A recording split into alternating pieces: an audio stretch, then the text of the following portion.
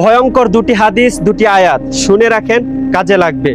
1 number, যে ব্যক্তি অন্যের গুনাহ নিয়ে খোঁটা দেয়, আল্লাহ তার সেই গুনাহ না করা পর্যন্ত মৃত্যু দান করবেন না।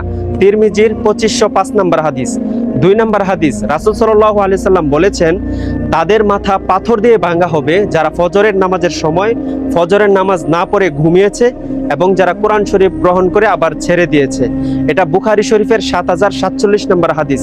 3 নম্বরে আল্লাহ তাআলা বলেন, তুমি ওই দিনকে ভয় করো যেদিন তোমার মুখ তালা লাগিয়ে দেওয়া হবে এবং তোমার হাত পা তোমার কৃতকর্মের সাক্ষ্য দিবে। সূরা ইয়াসিন 65 নম্বর আয়াত। 4 নম্বরে আল্লাহ তাআলা বলেন, আমি ইচ্ছা করলে সকলকে হেদায়েত দান করতে পারতাম, কিন্তু এই কথা সত্য যে আমি মানুষ ও জিন দ্বারা জাহান্নামকে পূর্ণ করব। রাসূলের হাদিস শোনা মাত্রই যারা যারা শেয়ার করবে, কাল কিয়ামতের দিন তাদের চেহারা নূরে আলোকিত হয়ে যাবে ইনশাআল্লাহ।